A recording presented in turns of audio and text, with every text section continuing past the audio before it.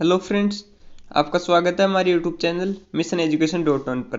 आज हम करेंगे मुगल काल का पार्ट 1, 2, 3, 4 मैंने पहले करा दिए हैं। अगर आपने पहले वो नहीं देखे हैं तो पहले वो देख लेना, हमने डिस्क्रिप्शन में उसका लिंक दिया है। आज हम करेंगे मुगल काल का अंतिम पार्ट, इसमें होगी मुगलकालीन शासन व्यवस्था। इसमें 20 क्वेश्चन है, तो चलिए वीडियो को शुरू करते हैं। पहला क्वेश्चन, निम्न में से किस मुगल शासक ने अपना लक्ष्य दारुल हर्ब यानी काफिरों का देश को दारुल इस्लाम में बदलना बनाया था? तो इसका आंसर हो जाएगा औरंगजेब। औरंगजेब ने अपने जीवन का लक्ष्य काफिरों के देश को इस्लाम का देश बनाने में बनाया था तथा इसने 1665 ईस्वी में हिंदू मंदिरों को तोड़ने का आदेश दे दिया था और इसने एक सोमनाथ का प्रसिद्ध मंदिर है उसे भी इसी ने तोड़वाया था। चलिए दूसरा क्वेश्चन करते हैं। मुगल काल में शासन का सबसे महत्वपूर्ण पद कौन सा होता था? तो इसका आंसर हो जाएगा वजीर। मुगल काल में शासन का सबसे महत्वपूर्ण पद वजीर होता था। तब विजारत मुगल काल में मंत्रिपरिषद को बोला जाता था। कई बार पूछ लिया जाता है, याद रखना। वकील होता था सम्राट के बाद प्रशासन को संभालने वाला, यानी अगर सम्राट कोई आदेश दे देता था तो उसको आगे क्रियान्वित कराने की जिम्मेदारी वकील की होती थी। काजी बोला जाता था न्याय अधिकारी को, याद रखना, इंपॉर्टेंट काजी, कई बार पूछ लिया जाता है। चलिए तीसरा क्वेश्चन करते हैं। सैनिकों को मासिक वेतन के लिए सरखत नामक पत्र पर किसके हस्ताक्षर होते थे? तो इसका आंसर होगा मीर बख्शी के हस्ताक्षर होने के बाद सरखत नामक पत्र पर मीर बख्शी के हस्ताक्षर होने के बाद सैनिकों को मासिक वेतन मिलता था। ये चारों दीवान, मीर बख्शी, सद्र उस सद्र तथा मीर समन, ये चारों ही वकील को बाद में इन भागों में बांटा गया था जो अकबर ने किया था। पहले ये एक ही पद होता था बाबर के समय, फिर अकबर ने इसे 4 पदों में बांट दिया था। चलिए नेक्स्ट क्वेश्चन करते हैं। चौथा क्वेश्चन, निम्न में से कौन सा अधिकारी सम्राट के घरेलू विभाग का प्रमुख होता था? तो इसका आंसर होगा मीर समा सम्राट के घरेलू विभाग का प्रमुख होता था। तथा सद्र ये लगानहीन भूमि का निरीक्षण करता था। तथा दरोगाए डाक चौकी उस समय सूचना एवं गुप्तचर विभाग का प्रमुख हुआ करता था। चलिए 5वां क्वेश्चन करते हैं और इम्पोर्टेंट क्वेश्चन है। शरीयत के विरुद्ध काम करने से रोकने व जनता को दुष्चरित्रता से बचाने के लिए कौन सा अधिकारी होता था? तो इसका आंसर होगा महोत्सव। जनता को दुष्चरित्रता से बचाने के लिए व शरीयत के विरुद्ध लोगों को काम करने से रोकने के लिए महोत्सव नाम का अधिकारी होता था। चलिए छठा क्वेश्चन करते हैं। मुगल काल में प्रशासन की सबसे छोटी इकाई होती थी, तो उसका आंसर होगा मावदा व धी दोनों ही प्रशासन की सबसे छोटी इकाई होती थी। इन्हें वैसे दोनों को मिलाकर गांव बोला जाता था, पर गांव होती थी प्रशासनिक सबसे छोटी इकाई, सूबा प्रशासन की सबसे बड़ी इकाई होती थी तथा मावदा के अंतर्गत आने वाली छोटी छोटी बस्तियां नागला कहलाती थी। ये भी याद रखना, कई बार पूछ लिया जाता है। चलिए नेक्स्ट क्वेश्चन करते हैं। 7वां क्वेश्चन, निम्न में से कौन सा अधिकारी प्रांतों में शांति स्थापित करने या प्रांत के कार्यों का प्रमुख होता था? तो इसका आंसर होगा सूबेदार प्रांतों में शांति स्थापित करने वाला या प्रांतों के कार्यों का प्रमुख होता था। दीवान होता था प्रांतों का प्रमुख राजस्व अधिकारी, ये सीधे शाही दीवान के प्रति उत्तरदायी होता था। बख्शी प्रांतों का प्रमुख सैन्य अधिकारी होता था तथा फौजदार होता था जिले का प्रमुख फौजी अधिकारी। चलिए 8वां क्वेश्चन करते हैं। निम्न में से कौन किसानों से प्रत्यक्ष रूप से जुड़ता व लगान निर्धारित करता था? तो इसका आंसर होगा आमिल ये जिले का प्रशासक होता था जो किसानों से प्रत्यक्ष रूप से यही जुड़ता था। तथा सिकदार होता था परगने का प्रमुख। परगना एक इकाई थी जिस सूबों के बाद उसे बांटा गया था। कोतवाल होता था नगर का प्रधान तथा अम्ल गुलजार ये जिलों का राजस्व अधिकारी होता था। चलिए 9वां क्वेश्चन करते हैं। निम्न में से कौन सी भूमि प्रत्यक्ष रूप से बादशाह के नियंत्रण में रहती थी? तो इसका आंसर होगा खालसा भूमि। मुगल काल में भूमि 3 प्रकार की थी, जिसमें एक होती खालसा भूमि जो प्रत्यक्ष रूप से बादशाह के नियंत्रण में रहती थी। एक होती थी जागीर भूमि जो तनख्वाह के बदले दी जाती थी।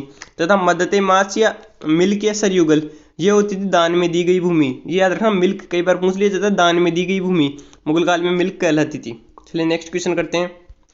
10वां क्वेश्चन, किरोड़ी नामक अधिकारी की नियुक्ति किस मुगल बादशाह ने की थी? तो इसका आंसर होगा अकबर ने किरोड़ी नामक अधिकारी नियुक्ति की थी तथा इसका कार्य अपने क्षेत्र में 1 करोड़ दाम वसूलना होता था। उसमें तांबे की सिक्कों को दाम बोला जाता था।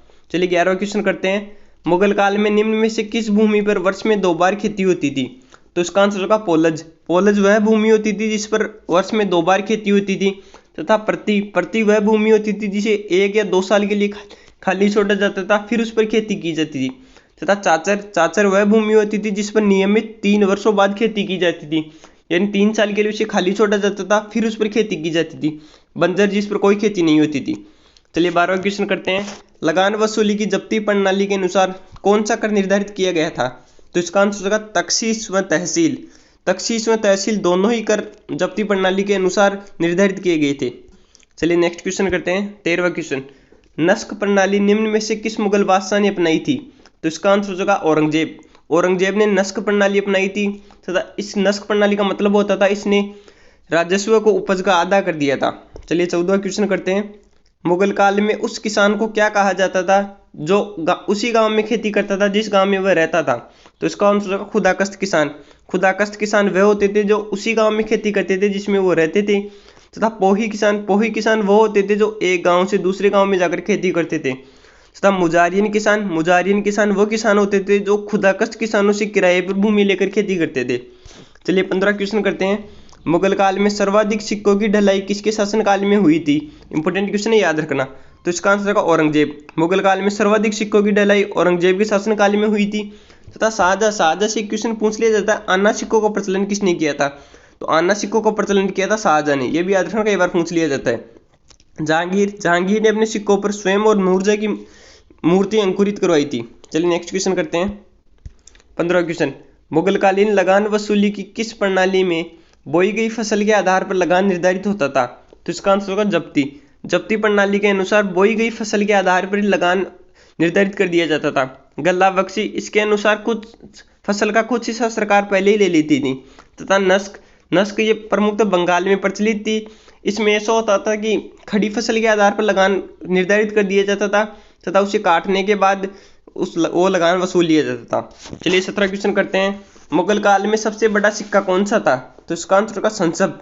मुगल काल में संसब सबसे बड़ा सिक्का था, इंपॉर्टेंट याद रखना। तथा इलाही स्वर्ण का सबसे प्रचलित सिक्का था।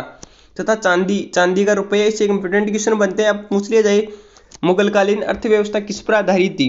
तो मुगलकालीन अर्थव्यवस्था चांदी के रुपये पर आधारित थी, इंपॉर्टेंट याद रखना। तथा दाम बोला जाता था तांबे के सिक्कों को। सामान्यतः दैनिक लेन देन दाम में होता था। एक चांदी के रुपये में 40 दाम होते थे, ये भी याद रखना है। चलिए 18वां क्वेश्चन करते हैं।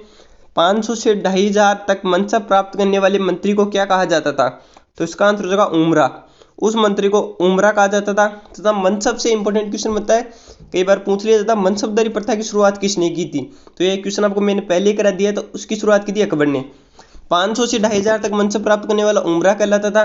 तथा मनसबदार 10 से 500 मनसब प्राप्त करने वाला मनसबदार कहलाता था। तथा अमीर आजम होता था 2500 से ऊपर मनसब प्राप्त करने वाला। चलिए नेक्स्ट क्वेश्चन करते हैं। 19वां क्वेश्चन, मुगल काल में किस व्यवस्था से व्यक्ति का वेतन और प्रतिष्ठा का पता चलता था? तो इसका आंसर होगा जात से व्यक्ति की प्रतिष्ठा व वेतन का पता चलता था। तथा सवार पद से पता चलता था घुड़सवार दस्तों का। तथा एक साथ ही याद रखना है, अकबर के शासनकाल में तो 29 ऐसे मनसबदार थे जो 5000 जात की पदवी थे, जबकि औरंगजेब में इनकी संख्या बढ़कर 79 हो गई थी जो 5000 जात के पदवी थे। चलिए 20वां क्वेश्चन करते हैं, लास्ट क्वेश्चन। निम्न में से किस मुगल शासक ने सवार पद में 2 अस्पा व सिंह अस्पा पदों की व्यवस्था की थी? तो इसका आंसर होगा जहांगीर ने सबसे पहले सवार पद में 2 अस्पा व सिंह अस्पा की व्यवस्था लागू की थी। तथा इसने ये सबसे पहले महाबत खां को दिया था। तो ये आपका मुगल काल कंप्लीट होता है।